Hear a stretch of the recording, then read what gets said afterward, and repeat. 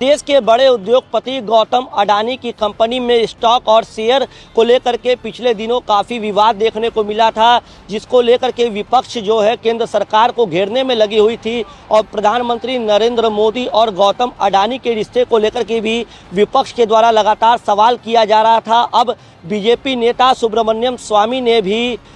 केंद्र सरकार को गौतम अडानी को लेकर के घेरा है और गौतम अडानी के खिलाफ जो है केंद्र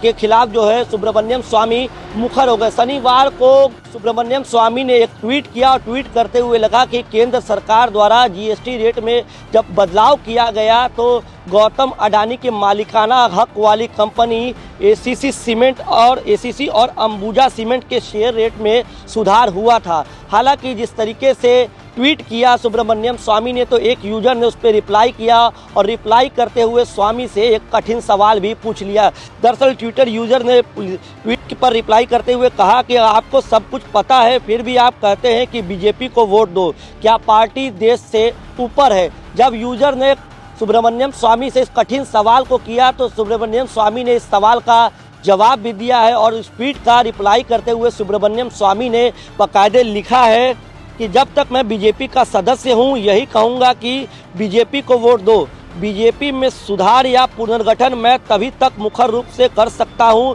जब तक पार्टी मेरी सुन रही है। हम लोकतंत्रवादी हैं, लेकिन पार्टी में बहुत सारा कचरा है, उन्हें मैं साफ करूंगा। तो जिस तरीके से ट्विटर यूज़र को सुब्रमण्यम स्वामी ने रिप्लाई किया है और रिप्लाई करते हुए जो बातें लिखी है वो साफ है कि सुब्रमण्यम स्वामी पार्टी के कई नेताओं से नाराज चल रहे हैं, क्योंकि जिस तरीके से विपक्ष जिन मुद्दों को उठा के बीजेपी को घेर रहा है, कहीं ना कहीं सुब्रमण्यम स्वामी भी उन मुद्दों से अपने आप को मान रहे हैं कि बीजेपी के खिलाफ जो बयानबाजी हो रही है वो कहीं ना कहीं सही है। और यही संदेश जो है उन्होंने अपने ट्विटर यूज़र को रिप्लाई करते हुए लिखा है कि बीजेपी में बहुत सारा कचरा है, मैं उन्हें साफ करूंगा। यानी कि उनके निशाने पे कई बड़े नेता हो सकते हैं। हम आपको बता दें कि सबसे ये जो पूरा रिप्लाई वाला सिलसिला शुरू हुआ, सबसे पहले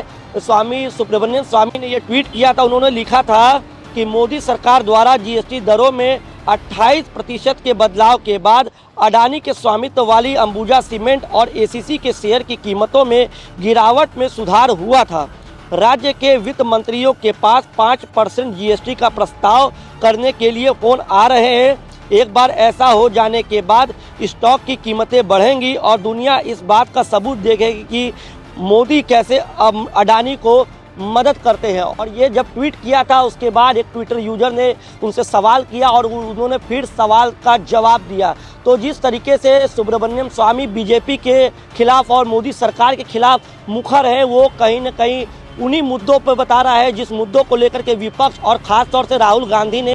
सवाल किया था कि गौतम अडानी और प्रधानमंत्री नरेंद्र मोदी के क्या रिश्ते हैं। वही चीज़ उन्होंने अपने ट्विटर में लिखा है, जो कहीं ना कहीं ये बता रहा है कि पूरी तरीके से वो मुखर हो चुके हैं बीजेपी के खिलाफ और अगर ऐसा ही रहा तो वो आने वाले दिनों में बगावती तेवर भी अपना सकते हैं सुब्रमण्यम स्वामी। तो जिस तरीके से ये पूरा खबर है और जिस तरीके से ट्विटर यूजर ने जो लिखा, जो कठिन सवाल किया, उस पर सुब्रमण्यम स्वामी ने स्पष्ट जवाब दिया है। उस पूरी मामले पे, उस पूरे वाक्य पे आपकी क्या कुछ राय है, हमें कमेंट कर जरूर बताएं।